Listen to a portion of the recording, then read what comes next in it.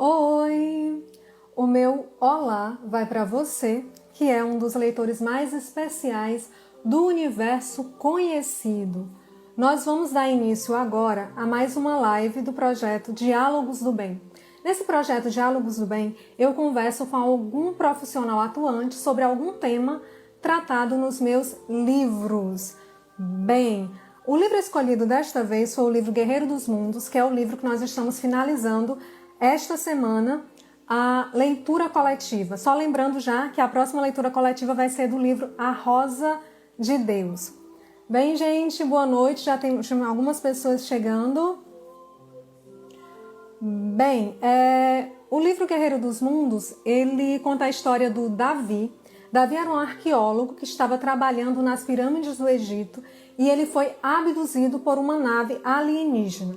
Quando ele foi abduzido por esta nave, ele descobriu que esta nave levava seres vivos de vários planetas para participarem do treinamento do Guerreiro dos Mundos.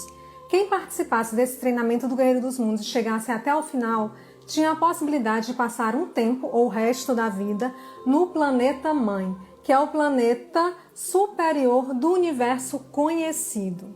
Bem, e é isso, o nosso projeto Diálogos do Bem está dando início agora a mais uma live e nós vamos convidar aqui o Fred, é o nosso convidado especial. O Fred é ufólogo, gente.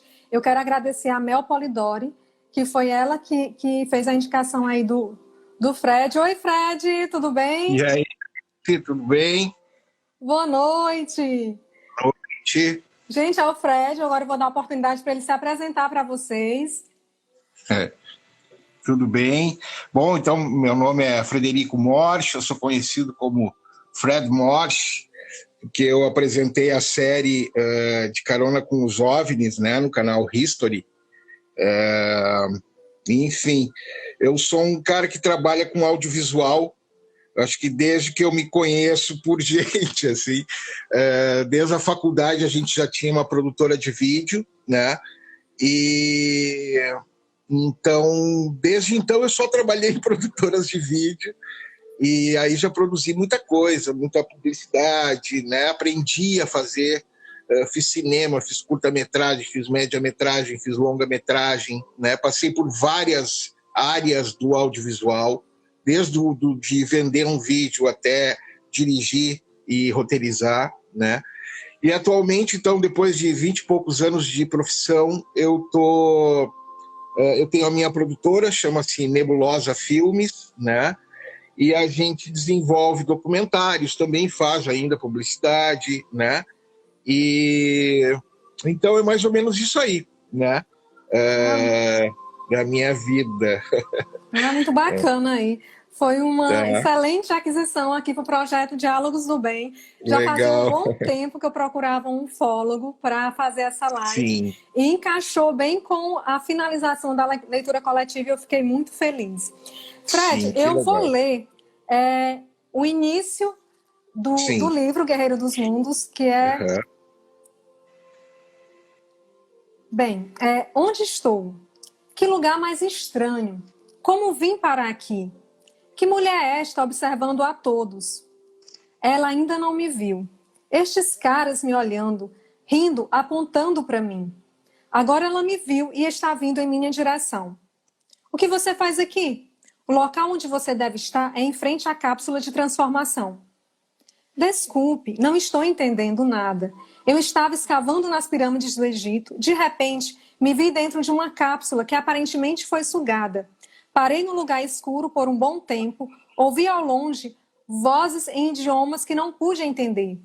Nunca os vi em parte alguma do planeta. Depois, ocorreu uma despressurização e novamente fui puxado para dentro de outra cápsula. Agora só sei que estou enjoado. Terminei de explicar e em seguida vomitei. Como? As pirâmides do Egito? Não lembro do nome Egito ter sido dado a alguma pirâmide de captação dos planetas de capturação. Deve ter ocorrido algum problema com a sua transformação. Pegue os lenços logo atrás, se limpe e depois volte para a cápsula. Esse início aqui é logo depois que o Davi é abduzido E eu quero dizer para vocês, gente, que eu tenho muitas perguntas e depois nós vamos voltar para essa também da abdução, não é? Eu coloquei uma Sim, caixinha de perguntas e muita gente mandou, eu fiquei muito feliz. As pessoas aí com legal. muitas dúvidas aí sobre os OVNIs. Sim. Se alguém que já quiser colocando pergunta, pode colocar. Se quiser contar algum caso, para no final a gente ler também pode. E nós vamos dar início às perguntas aqui que foram selecionadas para o Fred. Fred, o que são OVNIs? Eles existem? Quais são as evidências? OVNIs são objetos voadores não identificados. Eles existem, sim, né? Para mim há muitas evidências. Existe uma evidência agora, 2020, que foi a aeronáutica americana liberou um vídeo de um OVNI, né, que foi captado por um avião deles, né, por um caça, e o OVNI fica na mira deles, assim, não um só, mas vários, né? Então, existem sim objetos voadores não identificados. Isso não quer dizer que eles sejam extraterrestres, né? Para mim são, né? Mas o estudo, enfim, há muita gente cética quanto ao modo de que seja impossível que essas naves venham para o nosso planeta, né? Pela tecnologia que a gente conhece. Então, essa é a grande, sei lá, o paradigma dessa história, né? De que os cientistas não acreditam que seja possível a gente estar sendo visitado por outros seres, né? Inteligentes, digamos, né? Fred, e quais foram os primeiros relatos de OVNIs? Porque isso não é recente, né? Sim, essa história começa muito atrás. Existe a teoria, e existe um programa até no History chamado Alienígenas do Passado, né? Que é uma teoria que vem ali do Eric Van Daniken, do Eram os Deuses Astronautas, né? De que as pirâmides seriam construídas por seres que vieram de outro planeta, né? Tem a história de Nibiru. Então, tem essa teoria dos alienígenas do passado que eles acreditam que esses anjos, os deuses, né, seriam, na realidade, uma interpretação desses seres extraterrestres e não uma coisa religiosa ou, enfim, né, de como a gente conhece na história normal, né, como a gente estudou. Né? Então, mais ou menos isso. Como é que era o resto da pergunta? Eu fui para alienígenas do passado e me perdi. Não, é que quais são os primeiros relatos dos OVNIs? Tá. E aí, em 1947, um piloto americano, aí começa a ufologia moderna, digamos assim, né? O piloto americano, ele vê duas luzes, essas luzes perseguem ele, né? E aí ele relata pela primeira vez o Flying Saucer, né? Que é o prato voador, né? O que virou o disco voador. Então, o termo foi cunhado em 1947 e aí começa o estudo desses objetos voadores não identificados nos Estados Unidos, né? E aí vai se espalha pelo mundo inteiro, né? Mas existem casos muito já relatados, bem anteriores, inclusive no Brasil, de objetos voadores não identificados. Né? Muito interessante. Mas, assim, como é que está atualmente? Ainda está acontecendo muito esses relatos de visões deles? Muito. Para te ter uma ideia, eu recebo diariamente histórias e relatos de pessoas de todo o Brasil, né? Pessoas, às vezes, assustadas, que acham que estão sendo abduzidas, pessoas que... A maioria é pessoas que filmaram, tiraram foto, né? É o que mais acontece, assim. Um relato um pouco mais, digamos, complexo, não é tão fácil de aparecer. Né? Entendi. Qual foi o relato assim, mais interessante que você já foi passado para você, que você já estudou? Olha, tem um caso que eu estou lendo bastante, me interessando bastante, que é um caso que aconteceu aqui no Rio Grande do Sul, do Arthur Berletti. É um caso antigo, né? Mas ele é um caso tão atual, no sentido que ele foi abduzido, né? E como a gente está falando de abdução aqui, do teu livro, que é legal, é uma história muito, muito interessante. Se passa em Sarandi, no Rio Grande do Sul, em 1958. Ele era um tratorista da prefeitura e ele estava voltando, ele ia na casa de um amigo, uma coisa assim, e ele entra numa estrada a 18 quilômetros da cidade, passando perto de uma fazenda, e ele vê uma luz, chama a atenção dele, ele vai em direção à luz e ele vê que é um disco voador. Ele tenta fugir desse disco voador e o disco voador lança uma luz nele, como são todas as abduções, né? E ele se vê dentro desse disco voador. Bom, o que acontece? Ele fica 11 dias desaparecido, tá? E retorna. E aí ele conta uma história, e aí eu vou resumir, mas que ele vai para um planeta chamado Acarte, tá? E aí ele é ciceronado por esses seres, ele descreve aí toda a política, como é que é a agricultura, os edifícios.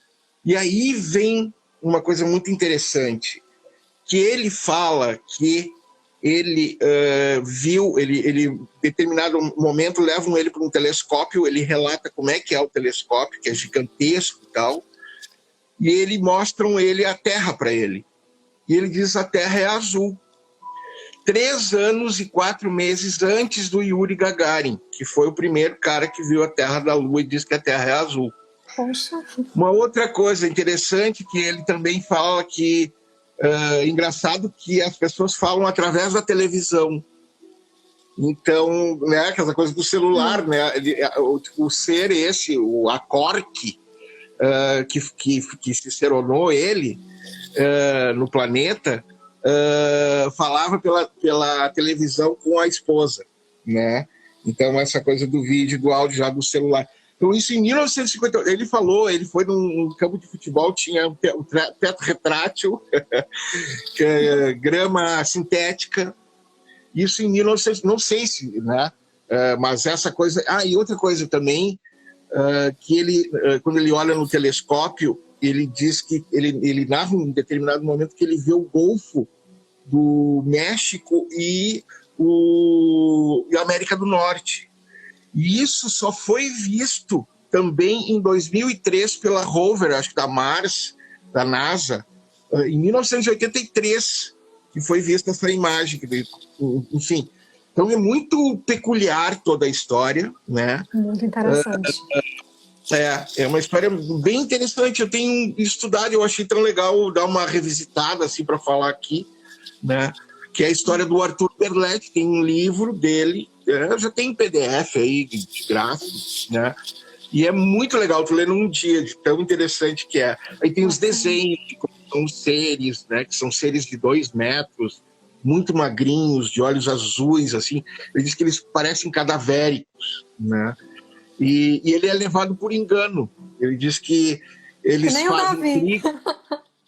fazem trigo lá, e eles queriam o cara resolve levar ele porque ele queria ver como é que, se ele é um agricultor que estava fazendo trigo, se plantando trigo, ele deveria saber como fazer o trigo crescer melhor lá e tal.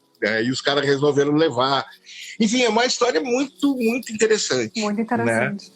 Que enfim, uma história que o cara diz que é real, né? Sim. O que eu acho interessante, Fred, é que é de 1958, né? Exato, eu, desde pequena, meu pai sempre contava que tinha visto uma nave em 1955. Aí, esta semana, eu fui perguntar para ele me contar como foi. Quando tu falou em 1958, eu lembrei. O caso dele foi em 1955. Ele não conhecia o helicóptero, nessa época, meu pai. O interior do Maranhão. E ele disse que eram umas 4 horas da manhã, mais ou menos, ele estava... Porque interior tem a casa e tem praticamente a floresta, digamos assim. E ele estava fora de casa. E ele disse que estava sentado e viu que de repente algo pousou a uns 15 metros dele. E ele olhou e viu que tinha dentro como se pareciam homens.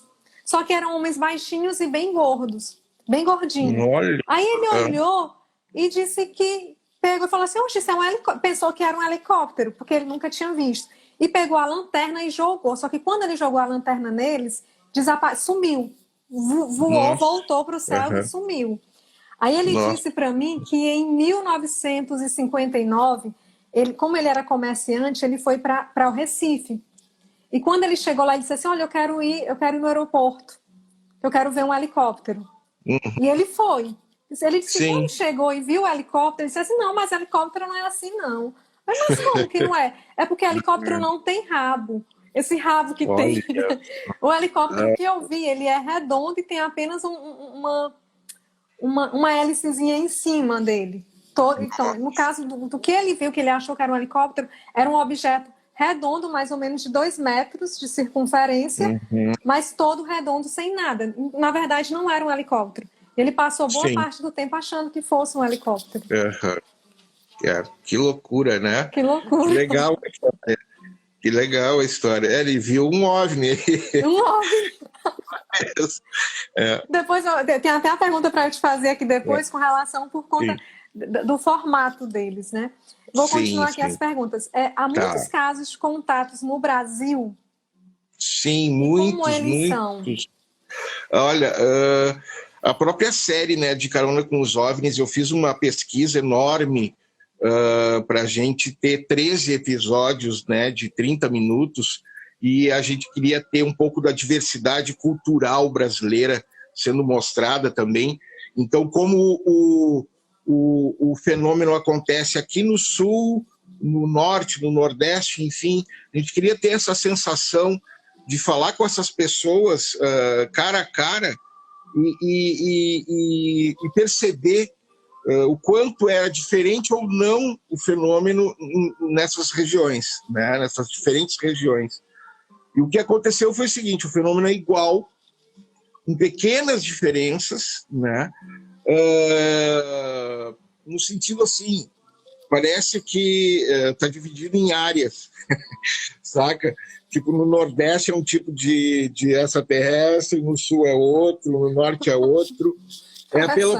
Por pequenas diferenças. Por exemplo, ali em Quixadá tem muito relato de abdução e abduções meio traumáticas, né? As abduções são, dependendo de como a pessoa é tratada, ela é traumática, né?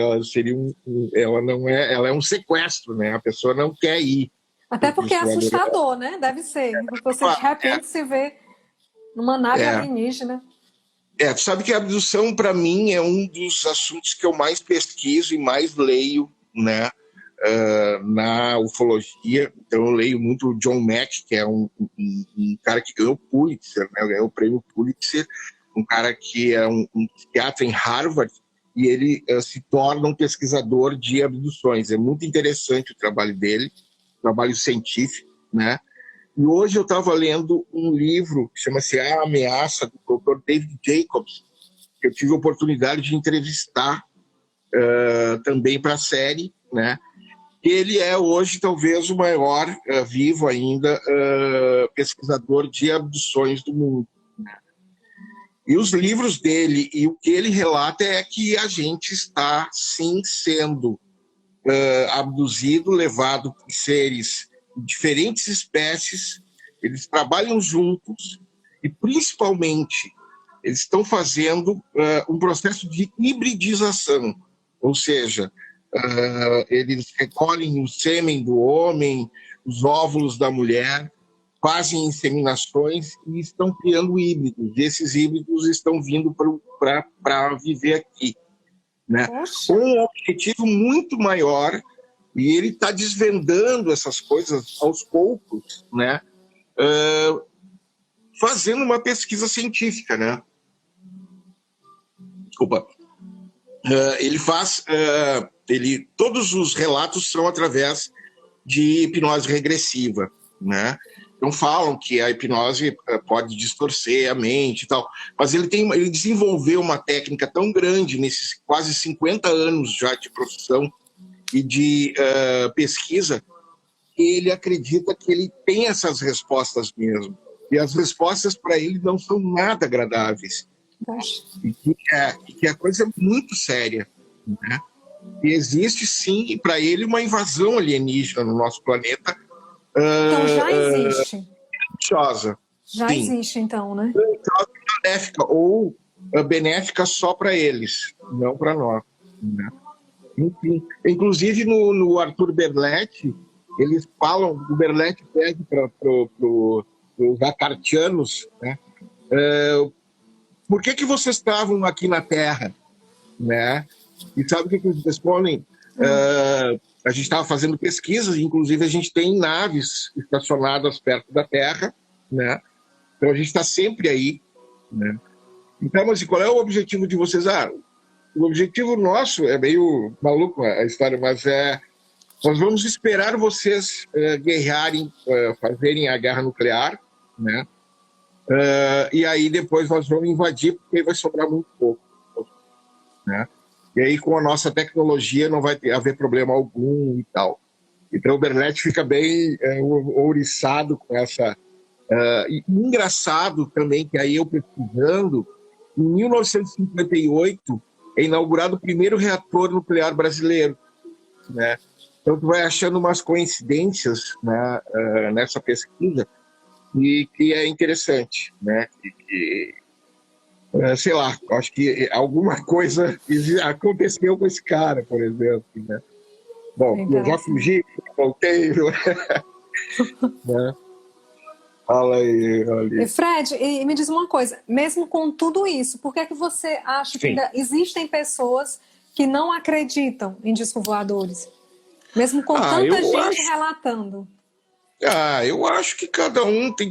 Eu tenho um amigo meu assim, que eu adoro discutir com ele, assim, fico um tempão falando, e ele é cético, não existe como. É uma coisa, ele é extremamente radical, e eu acho que existem astrônomos, várias, né, pessoas, principalmente dessa parte científica, que também negam. E, porém, por outro lado, acho que cada vez mais existe uma adesão de que é óbvio, primeiro que é óbvio que a gente não está sozinho, né? Para mim é óbvio, né? São milhões de planetas. O que se discute é se eles estão vindo para cá, né? E aí também se discute as maneiras, se esses seres são de outra dimensão, se esses seres viriam num buraco de minhoca, né? Que é como a gente imagina, né?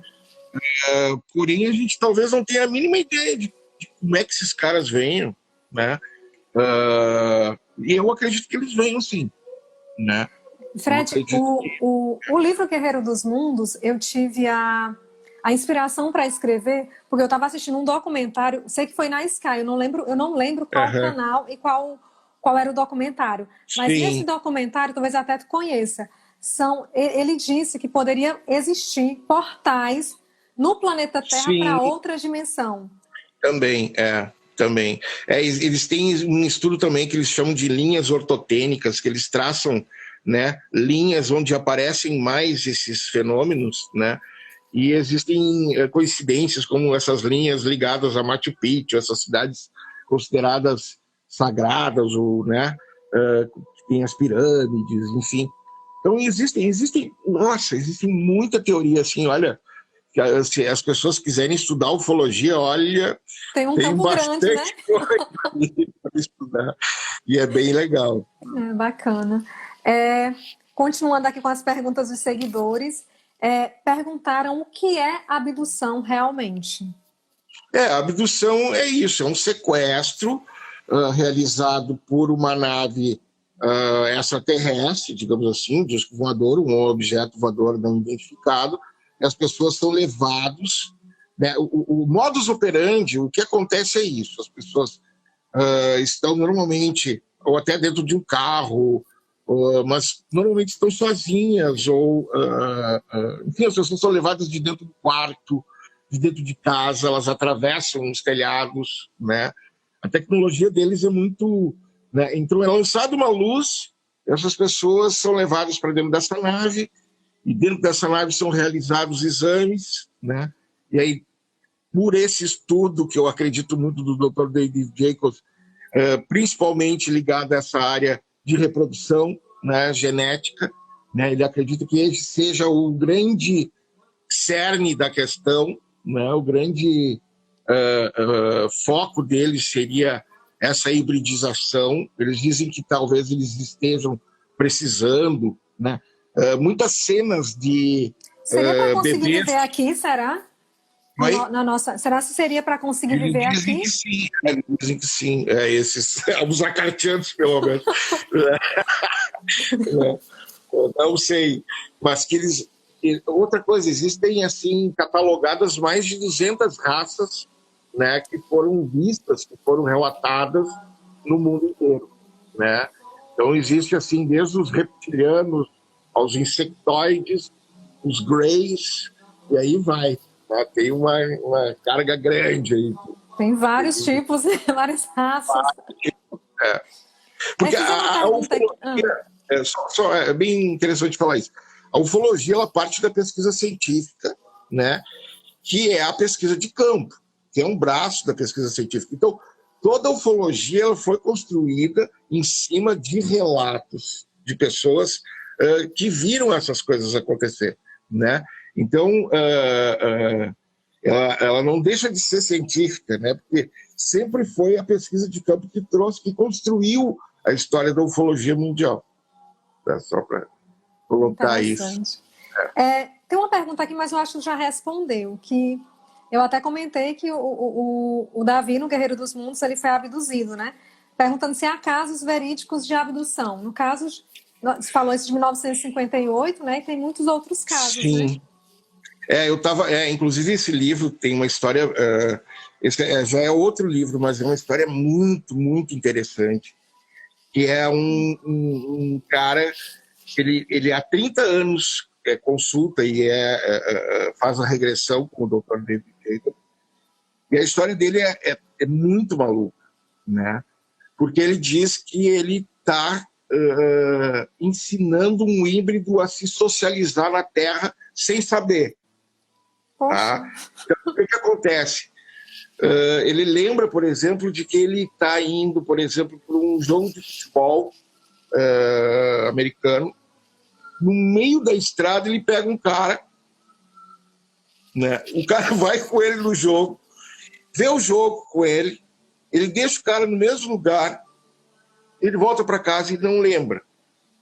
Entendeu? Ele descobriu isso pela regressão hipnótica. E aí ele foi atrás. E aí ele descobriu fotos e vídeos dele com esse cara. E ele não lembrava. Que ele não conhece o cara. E ele descobriu vários vídeos no estádio com ele. Então, todo jogo que ele ia, o cara ia com ele. Que louco! E segundo o Dr. David Jacobs, esses híbridos eles têm a capacidade de andar meio despercebido. As pessoas não sei lá, não notam. Forma isso acontece, mas não notam ou não percebem a presença desses caras. Entendeu? Então é muito louco, né? E essa é uma das histórias que ele tem. Ele entrevistou mais de 5.000 pessoas ou mais, né? Então é muito incrível essa história da abdução. Assim, ela é bem interessante. Assim. É interessante mesmo. O próximo livro dele é sobre o híbrido. Ele diz que está conversando com o híbrido que está se tornando humano. Olha só. Meu Deus! Não, a coisa vai longe. Vai longe. Vamos aqui mais para as perguntas. Quando foi criada a ufologia e por que ela foi criada? Na realidade, em 1947 que acontece esse fato aí, né? Uhum. O Kenneth Arnold, um piloto americano que enxerga pela primeira vez um objeto, luzes, que parece um disco voador aí, que cunha o Flying Saucer, né?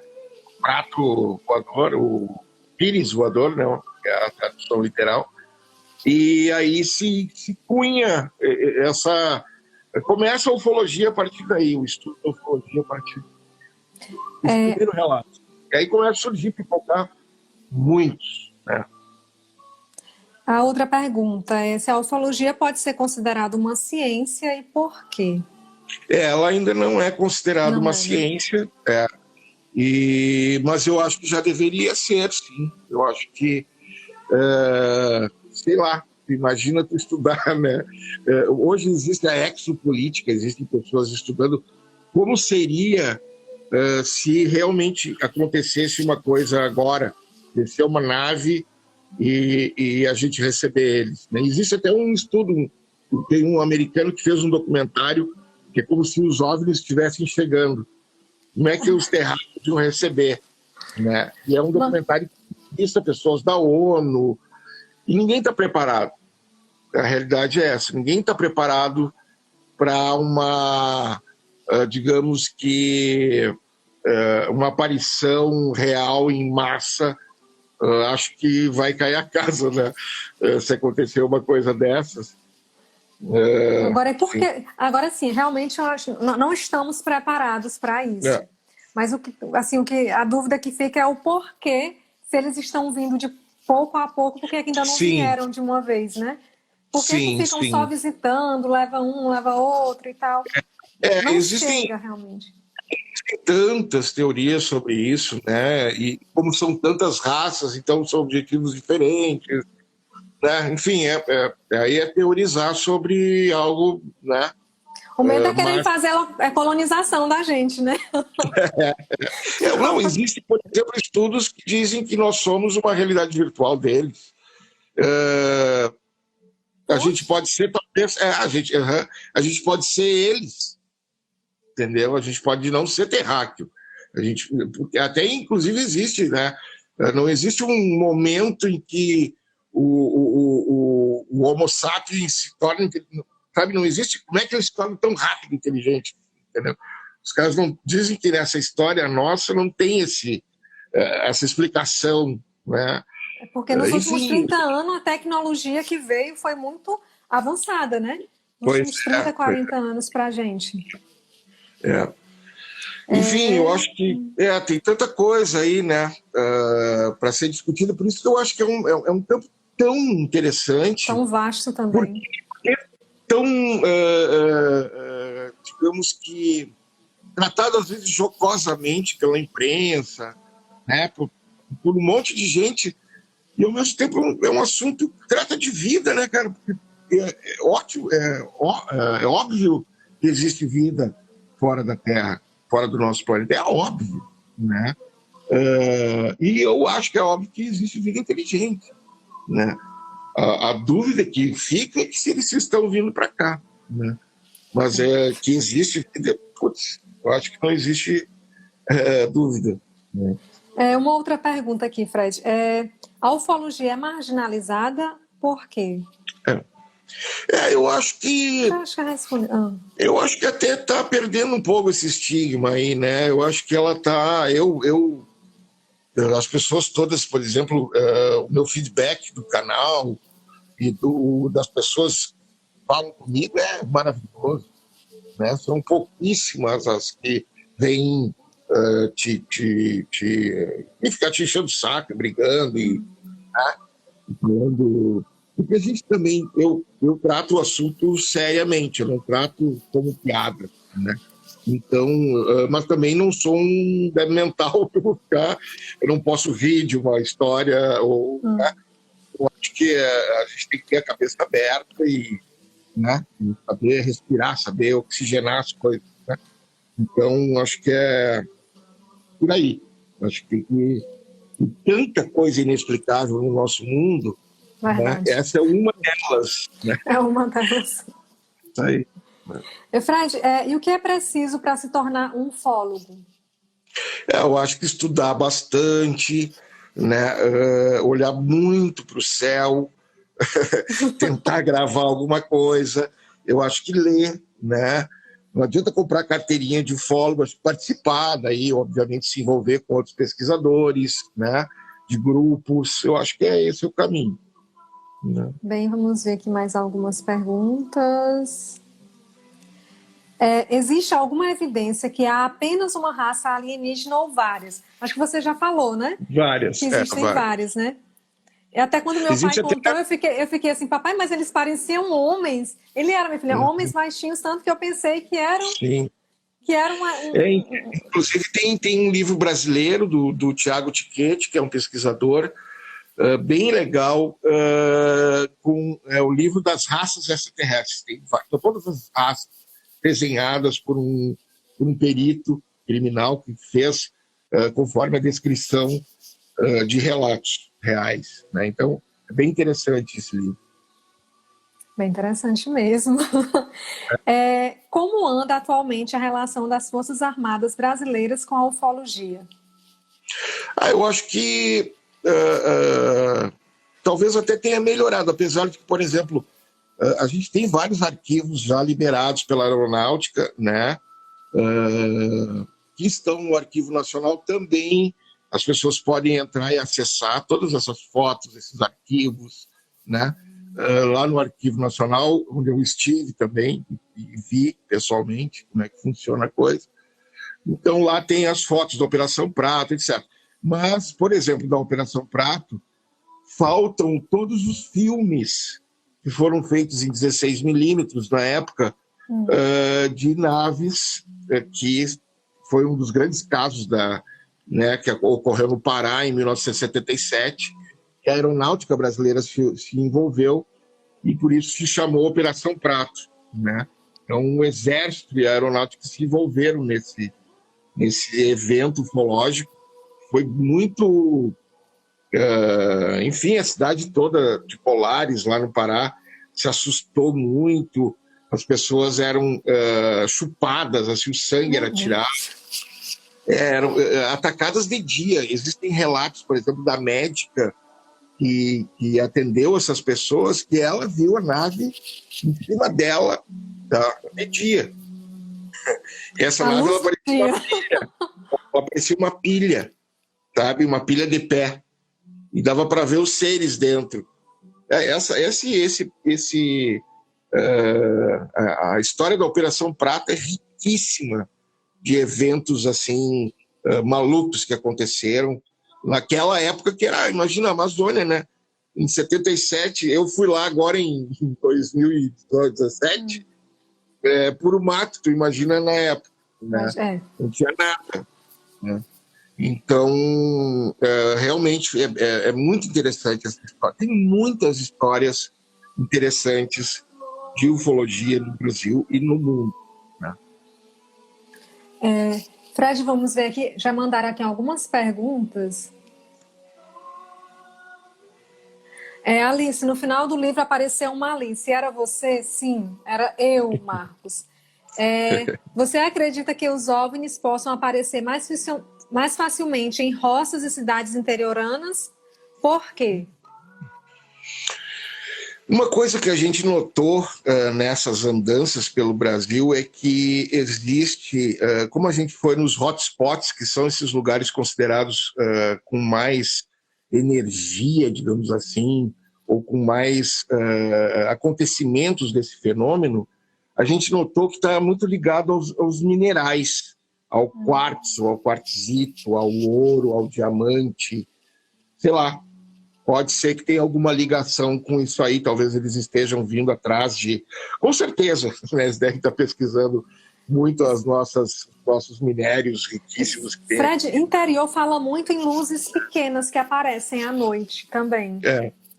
Talvez tenha a ver também com os minerais, sei lá, seja um eles falam...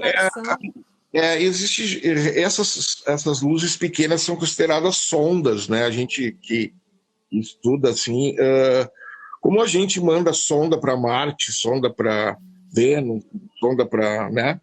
Eles poderiam estar mandando também. Né? Mas eu acho que com uma tecnologia muito superior. Então, a gente não pode pensar nunca na nossa tecnologia. Né?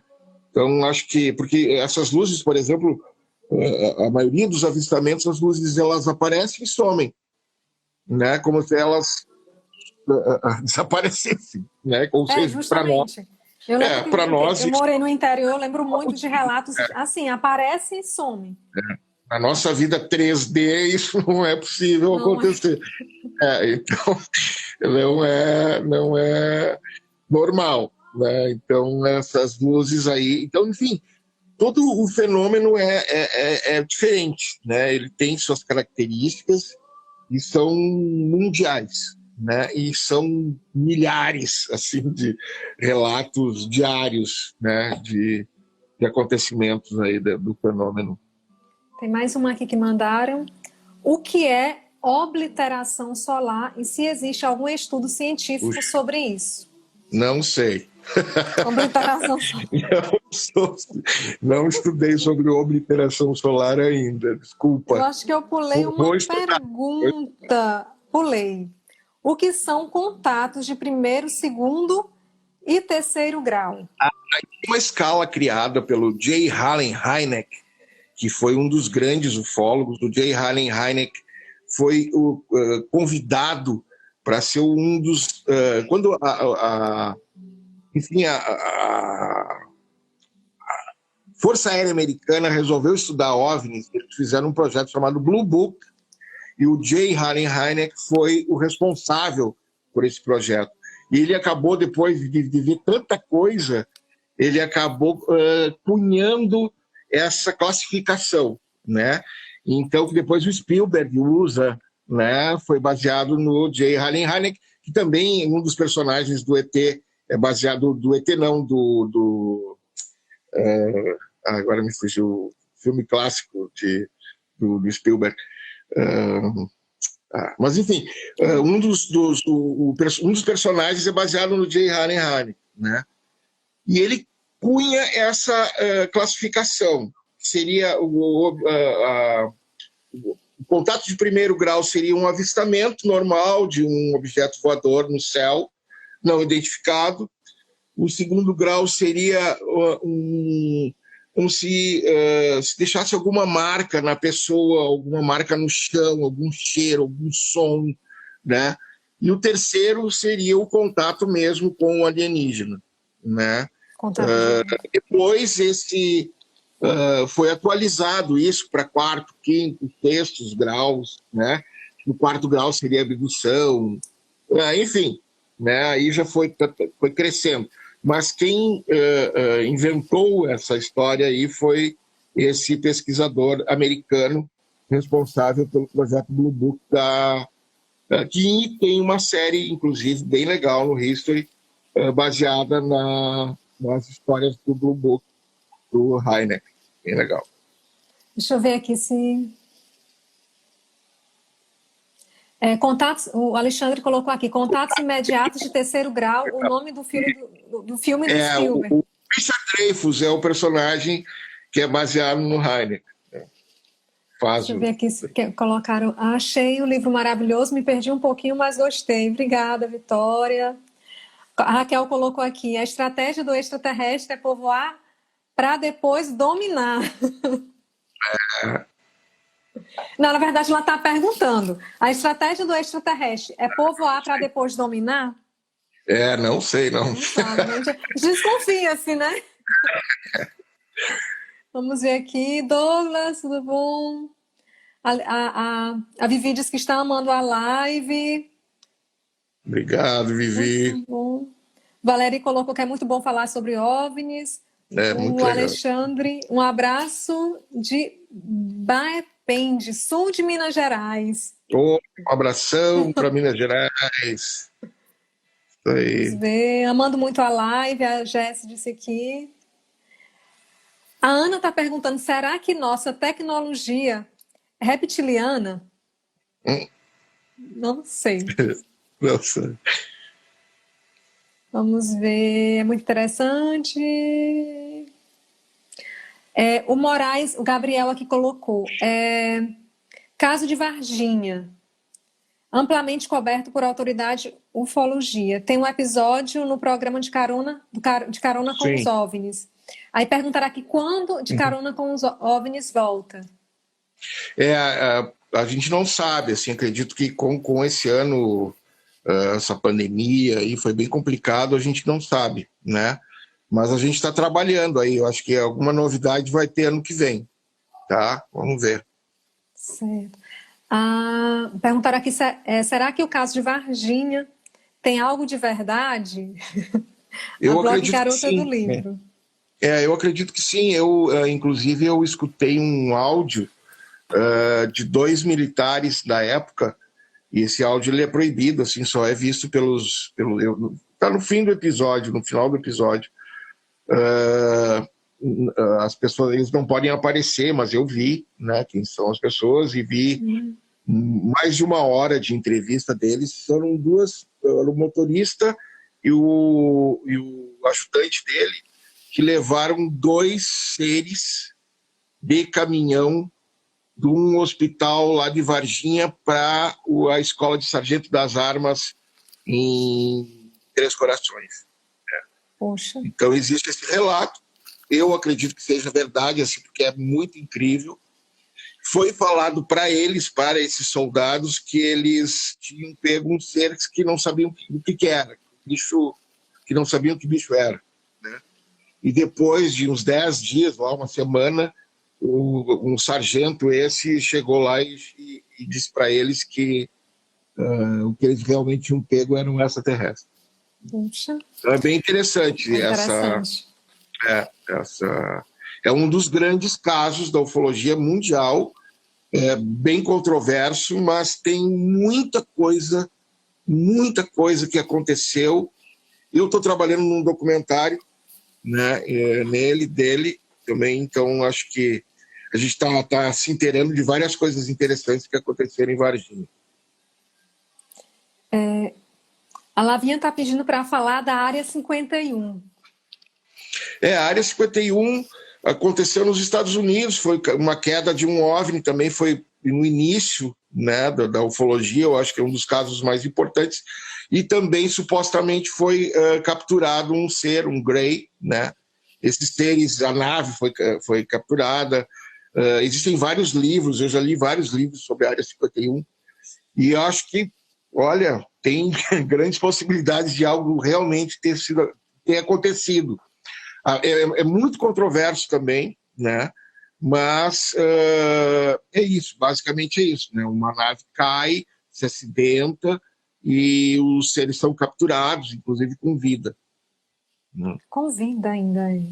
Inclusive falam, né, que a Área 51 teria uma grande base, que esses seres estariam lá, e quando acontece alguma coisa, essas naves que os Estados Unidos já faria a engenharia reversa, ou seja, que queria copiar a tecnologia deles, né? Existe até um documentário tem na Netflix, bem interessante, um cara que trabalhou na Área 51, eu também fugi o nome, mas enfim, né, que é bem legal. Dizem que é mentira. Enfim, a ufologia tem muito isso, né? Quer dizer, muita coisa do relato, né? De pessoa para pessoa, da pessoa ter visto. Agora, com a nossa tecnologia da gente ter celular, de ter mais, né? Tá sempre com uma câmera na mão, tem aparecido muita coisa, né?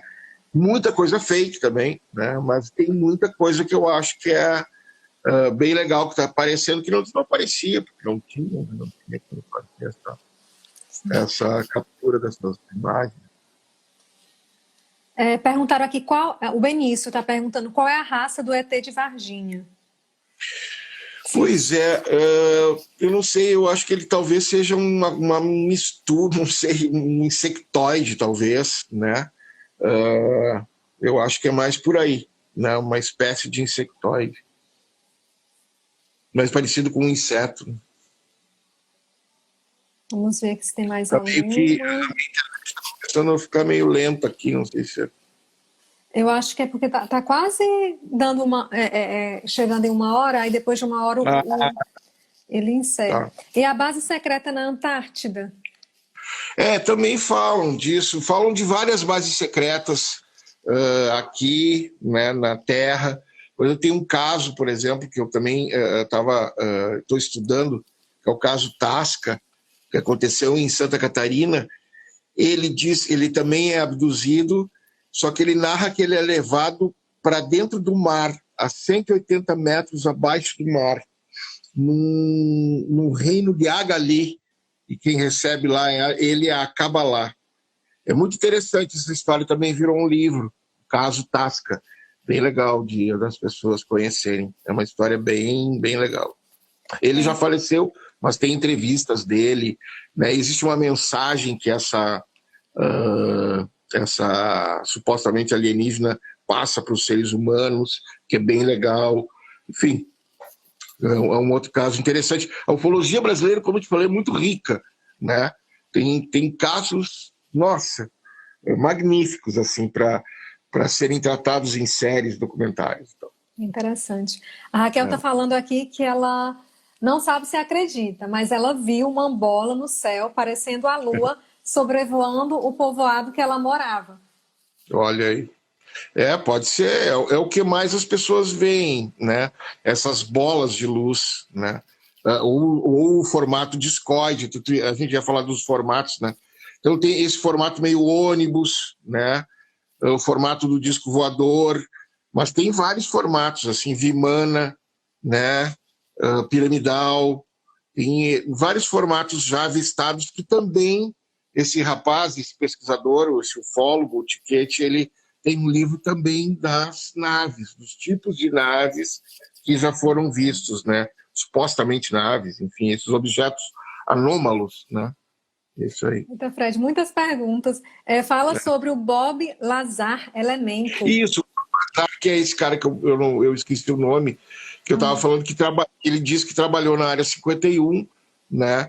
E que ele viu um disco voador, que ele chegou a fazer engenharia reversa, né? Ele fala de um elemento lá, o 115, que eles descobriram. Enfim, tem um documentário na Netflix ali que conta a história dele, bem interessante. Acho que no YouTube já deve ter também. É uma história bem conhecida.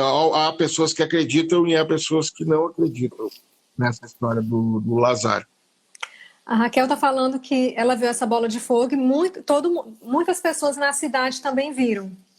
Que foi à noitinha. Blog Garota do Livro, ela só acredita vendo. O Gabriel Moraes está falando que ele já viu voando, fotografou. Na fotografia não era possível ver ao vivo, só vi depois na foto.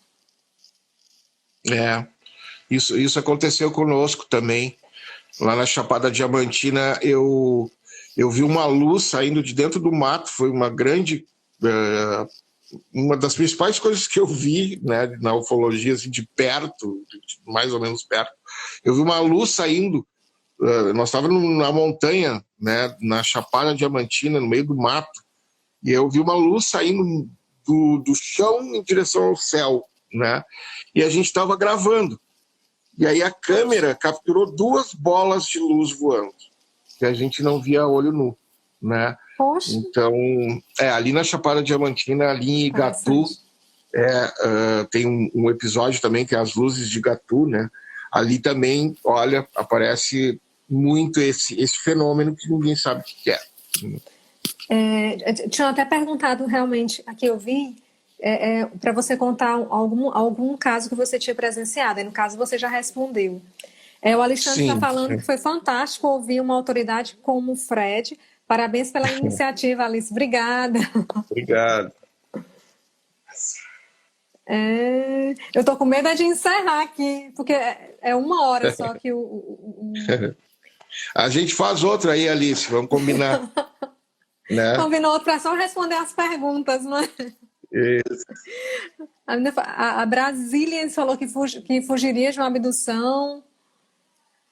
Eu também, eu acho. A Ivone falou que, contando uma experiência dessa, ela ia parar no hospício. Não ia. A Ana Santos perguntando como é a aparência deles. Você já disse que existem várias raças, né? Vários formatos. Os mais conhecidos são os greys ali, né? Os cinzas. São esses de cabeça grande, olho grande, né? Esse é o formato clássico, mas tem de tudo. Tem tudo que tipo. O André perguntando se vai ficar gravada. Vai sim. Gente, eu tô com medo de encerrar e a gente não conseguir fazer a finalização. ver se tem mais alguma pergunta aqui. Todo mundo elogiando. Gente, muito obrigado por todos. O Gabriel Moraes falou que enviou uma foto para o Fred. Legal. Aparece 3 Obrigado. objetos não identificados. Foi tirada na beira da praia, em Tramandaí. Olha aí, ó. Aqui do lado. Uhum. Gente, acho que pronto. Acho que foram essas as perguntas. Todo mundo elogiando. Deixa eu ver se tem mais um aqui.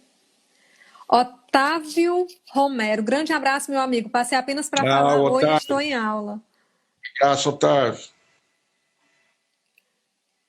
Bem, gente, eu quero dizer, Fred, que eu estou muito feliz com a live. Você ter aceitado participar. Como eu disse, já fazia muito tempo que eu queria trazer alguém da ufologia para fazer essa live. E casou, deu certo, que foi com a finalização da leitura coletiva do livro. E eu estou muito feliz. Agora eu abro espaço para você falar mais alguma coisa sobre o seu trabalho e fazer a sua finalização. E muito obrigado por ter aceito. Eu queria agradecer também. Enfim, na segunda tentativa, né, Alice? Deu certo aqui o meu Instagram, mas enfim. Queria agradecer muito a oportunidade de conversar contigo, adorei também conversar e esclarecer algumas coisas. Acho que, como eu falei, tem muita coisa para ser falado, dá para a gente fazer uma série de lives. Enfim, tem muito assunto mesmo para falar, né? E falar que eu tô com uma marca de camisetas que eu acho legal, se alguém quiser se interessar, tem Alien Rockwear, são camisetas com fundo ufológico, rock and roll misturado. Bacana, rock, ufologia. Bem legal. E no meu Facebook, que é Frederico Morsch, ou no meu Instagram, que é Frederico Morsch, né? Então é só procurar, entrar lá e entrar em contato comigo. Eu estou com um documentário que eu estou terminando, que é o Alien Doc Experience, que eu devo estar finalizando agora em 2021, era para ter sido esse ano, não deu. E então, ano que vem a gente termina ele, a gente já filmou, agora precisa montar, finalizar, né? E espero ter uma grande novidade aí em 2021 para anunciar, tá? Ai, muito bom mesmo. Eu vou ler só aqui. Gildene colocou assunto polêmico mais interessante, parabéns. O Ivan colocou, nunca fiquei sem resposta. Parabéns, Fred. Sou de Caicó, Rio Grande do Norte. Aqui no nosso estado tem várias histórias ufológicas. A Ana colocou que amou a live. O Valeri colocou muito bom. Parabéns para a escritora Alice e para o Fred. O Yang falou, o Fred sempre responde aos seus fãs.